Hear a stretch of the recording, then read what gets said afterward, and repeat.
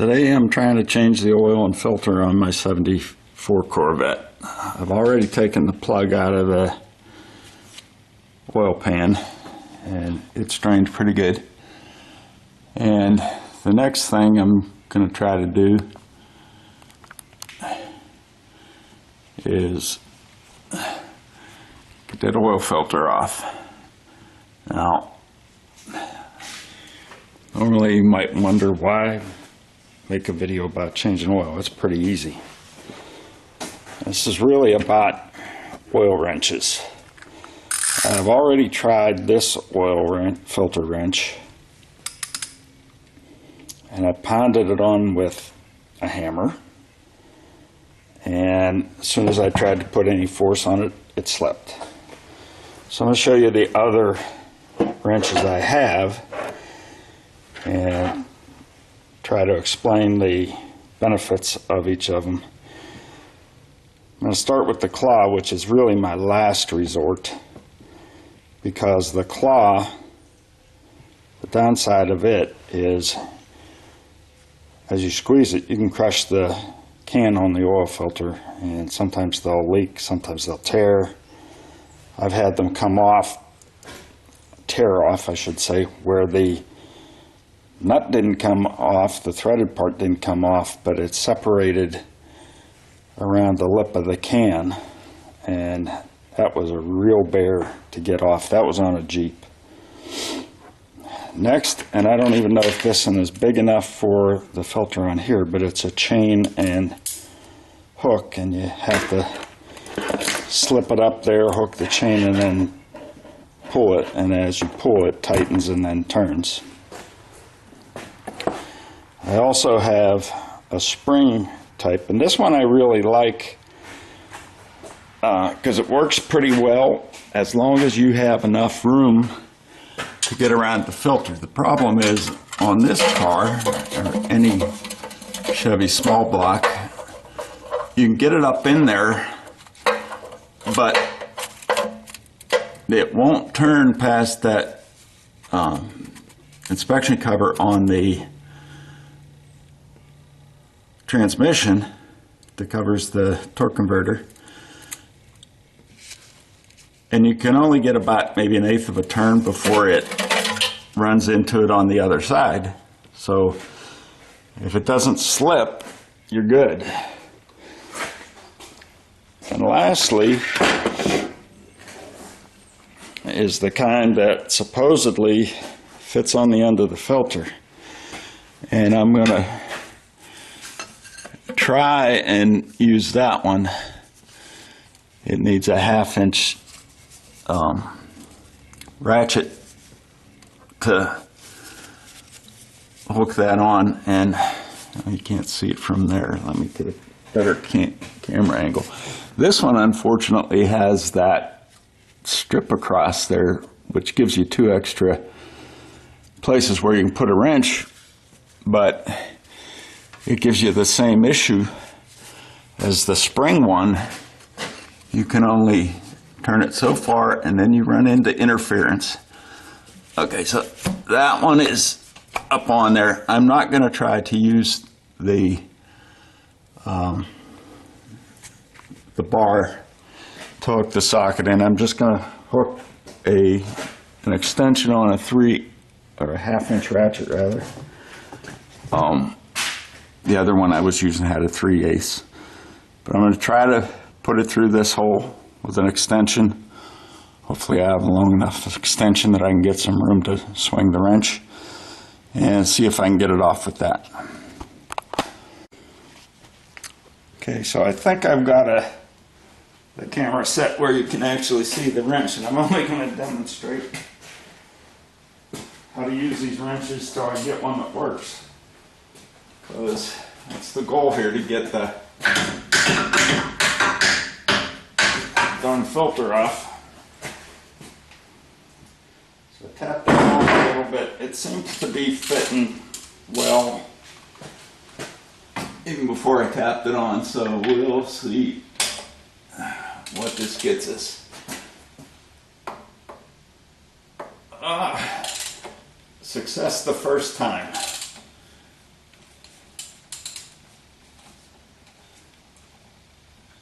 Except now the wrench is stuck on there a little bit and you can't turn it any further. So that worked. Just try to demonstrate these others. This one, you get it on,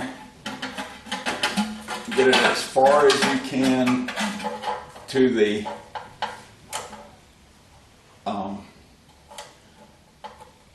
transmission what do you call it? Torque converter cover, and then you turn it and the spring would grip that. But that's all the further you can turn it. Hopefully you can see that. So fortunately that's usually enough to break it loose, and that's all you need to do. So that's how you would use that one.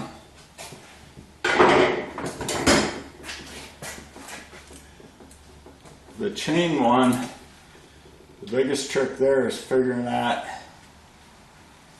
which way it has to go on in order for you to be loosening the oil filter. And before I had to walk down to the shop, that exhaust manifold, or not manifold, but the header was pretty cold, pretty hot. Now it's cool. So anyway, great. I was able to slip it around there, and then there's a hook you hook this chain to. But here's where you run into a problem. I don't have much room to spin this after I get it on. So I'm going to see if I can hook it on first. Slip that up there and give myself enough room.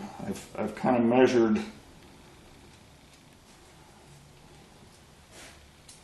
where it needs to hook on.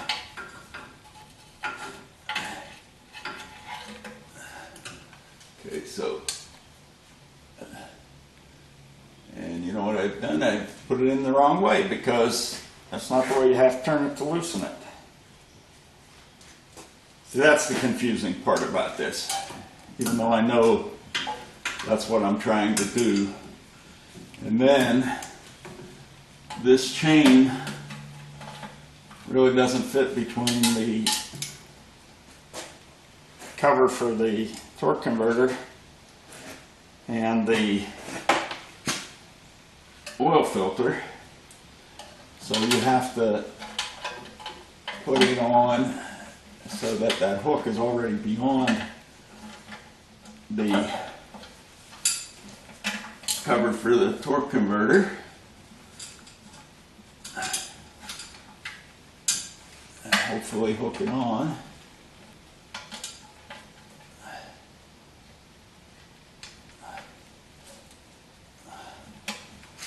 I can't see anything here, and I can't feel it because I have gloves on because it's a little bit warm.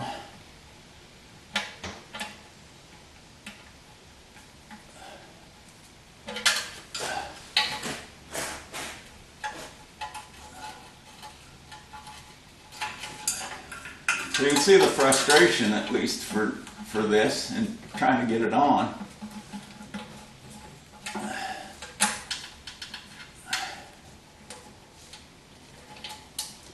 I can't even get the darn thing on. Now this might be a little bit too small, not really made for this size filter, but I figured I'm going down to the shop to get oil filter wrenches. I'm getting all of them. And then finally is the claw, which again is dependent on, there's not enough room to get that claw between that inspection cover and the oil filter, so you've got to come around to where you can get the claw on it without it, and then that gives you a minimum swing before you hit, in this case, the header, or would have been the exhaust pipe if I had it on there. So I was actually pretty lucky, in my opinion, that I got it off with that first one. And to be honest, a lot of times you're not that lucky. I've heard people sticking screwdrivers through it and then using the screwdriver to pull on it, that can also tear your canister. What I did one time is I got a large hose clamp and put it up there and tightened it up on it, and then used a hammer and a punch or maybe a drift to spin it. But this one came off fairly easy.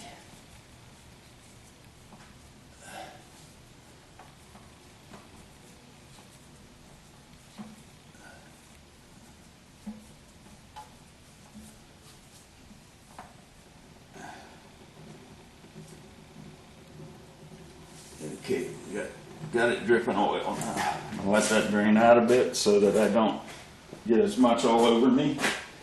I hope that I haven't loosened it too far that it falls off. I don't think I have. They have quite a bit of thread on there. Probably designed it for that purpose. But the oil filter will come off now. And it'll be just a matter of putting a new filter on. And what that entails is putting fresh oil on the rubber seal and then tightening it 1/3 to 1 turn after it meets the surface. There's pretty much no way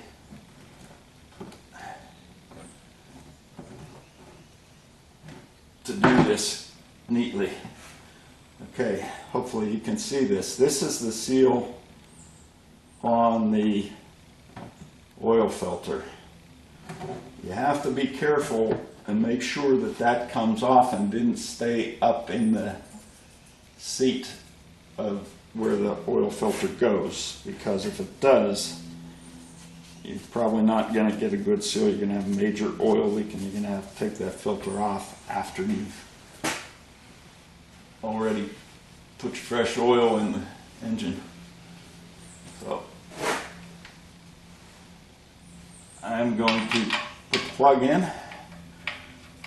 I always do that first so that I don't forget it. Then I make sure I put the filter on and I double check it to make sure that I've done both of them so that I'm not pouring oil straight onto the ground, or in this case the floor of my garage.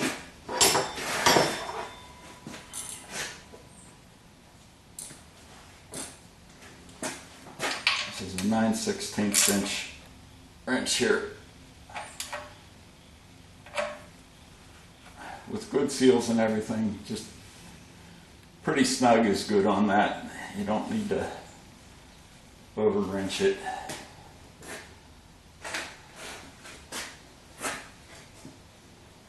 But you don't want it so loose that it will fall out.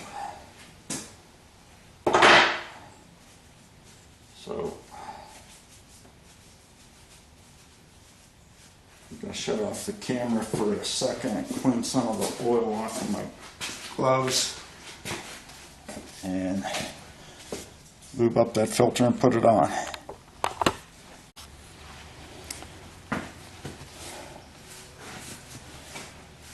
So here's the oil I'm using. Mobil 1 15W50. Okay, the reason I'm using it is this has a flat tappet cam and it needs zinc. And right here on the bottle it says Mobil 1 15W50 contains extra anti-wear protection, and in parentheses zinc for high performance engines. This does have a cam in it. I don't know what it is because it was in there when I bought the car, but I know that I know that it's a flat tappet cam, and I want to make sure that I don't screw it up by not having the right protection. So you have to either buy ZDDP, which is, I don't know, the last time I was at Summit Racing, if if I remember correctly, it was almost $15 a bottle, or maybe it would have been $15 a bottle with tax. So fairly expensive. And Walmart sells Mobil 1 oils in 5-quart containers, which is what you need for this, and it's the cheapest price I've found. Now, what I've done is I've taken the seal off of the container, and I'm going to try to do this without moving my camera because it was not the easiest thing to set up. I'm not even recording. Yeah, I am recording. Okay, so what I've done is I removed the seal in the container, and then I tipped it over so I got a little bit of oil in the cap. And now I will just dip my finger in that oil in the cap and run it around the edge of the seal. That's all you need, is a little bit. You just don't want it to stick as you're tightening it. Some people fill the oil filter with oil and then put it on. To me, that sounds like it'd be too messy. So all I'm doing here is threading the filter on.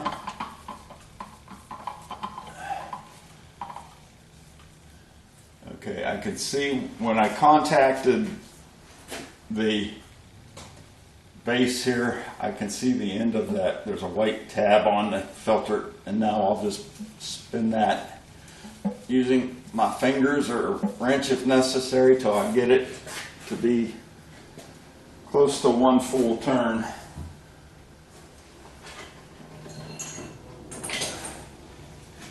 When I was younger and stronger, I could do this with my hands, but now it's not so easy. So I'm putting the wrench on the end of it.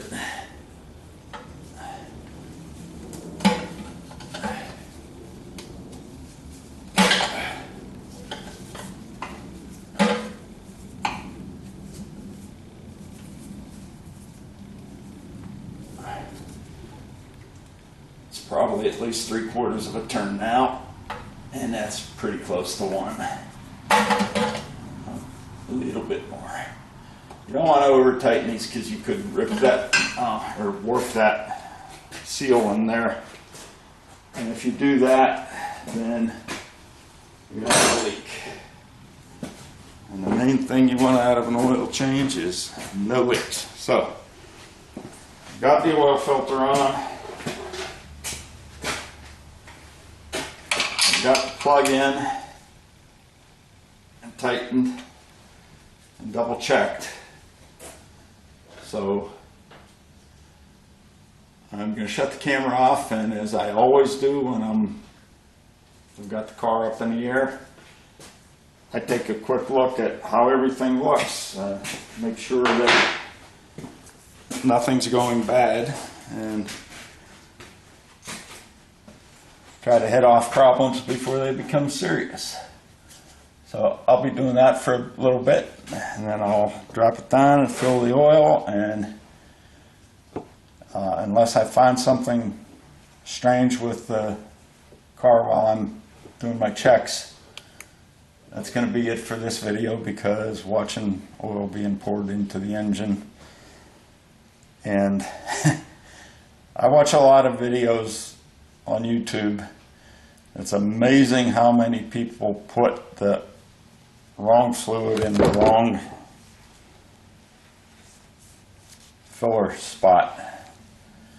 So make sure that you're putting the oil into the oil fill spot on your car. On this one, it's on the valve cover. There's a plug you pull off the valve cover and dump it in. Modern cars tend to have plastic spouts everywhere that you fill either radiator coolant, windshield washer fluid, oil, brake fluid, and they all are made out of what seems to be the same material, so you got to be careful, read your lids, make sure you don't take multiple off at the same time so that you don't mix the lids up. I don't know if they would fit or not, but I wouldn't take the chance on any of that. So I'm going to take a look under here, see how everything looks, and hope you've enjoyed this video and have a nice day.